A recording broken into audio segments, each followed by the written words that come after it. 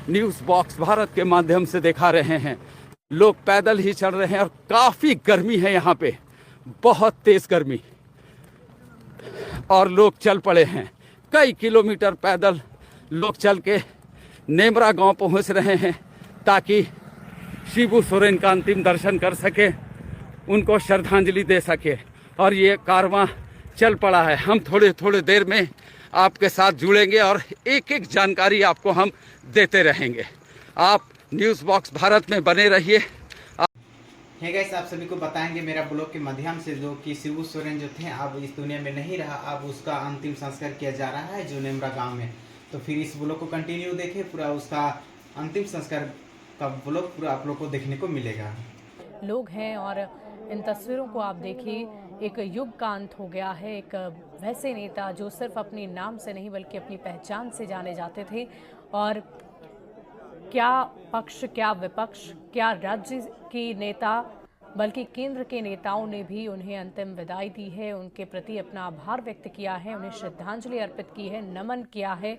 आपने देखा था कैसे देश के प्रधानमंत्री नरेंद्र मोदी सर गंगाराम अस्पताल पहुंचे और वहां पहुंचकर उन्होंने भी विनम्र श्रद्धांजलि दी। राष्ट्रपति द्रौपदी मुर्मू का भी झारखंड से खास लगाव रहा है, उन्होंने भी शिबू सोरेन को अंतिम विदाई दी और ये कहा कि एक युग का अंत हो चला है, हमेशा यादों में रहेंगे शिबू सोरेन।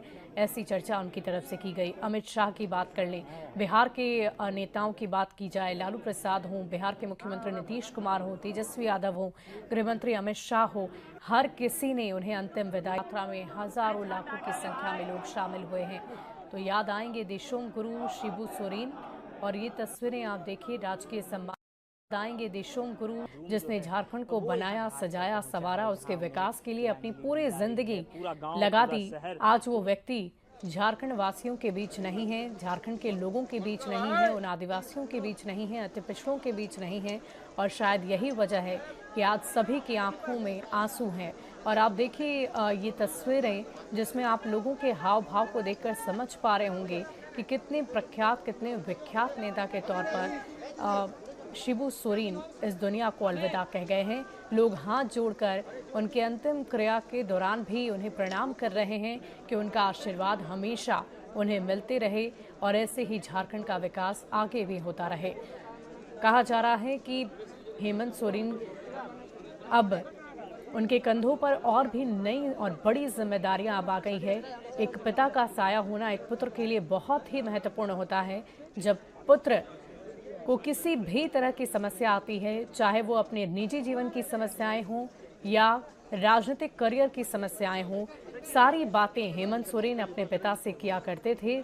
और आज वो पिता जब पंचतत्व में विलीन हुए तो हेमंत सोरेन झारखंड के मुख्यमंत्री होने के बावजूद वो खुद को संभाल नहीं पाए। वो इसलिए क्योंकि एक पुत्र ने अपने पिता को खो दिया है, वैसा पिता जिन्होंने न सिर्फ अपने पुत्र का जीर्णोद्धार किया बल्कि पूरे राज्य का जीर्णोद्धार किया। युगों युगों तक उन्हें याद रखा जाएगा। एक युग की समाप्ति हो गई, ऐसी चर्चा की जा रही है। और हो भी क्यों ना, जो भी बलिदान, जो भी आंदोलन उनकी तरफ से चलाए गए, किए गए, वो अपने आप में अद्वितीय हैं, जिसकी किसी भी तरह की कोई पूर्ति कोई भी नहीं कर सकता है। तो हेमंत सोरेन ने शिबू सोरेन को मुखाग्नि दी है और ये तस्वीरें भी हम आपको दिखा रहे हैं। घाट पर कई मंत्री और विधायक मौजूद रहे। तस्वीरें आप देख पा रहे होंगे, हजारों लाखों की संख्या में लोगों की भीड़ उमड़ी हुई है। मंत्री हैं, विधायक हैं, स्थानीय लोग हैं, झारखंड के जितने भी उनके प्रिय लोग हैं, सब वहां पर पहुंचे हुए हैं। और जहां तक आपकी नज़र जाएगी सिर्फ और सिर्फ आपको लोग ही नजर आएंगे।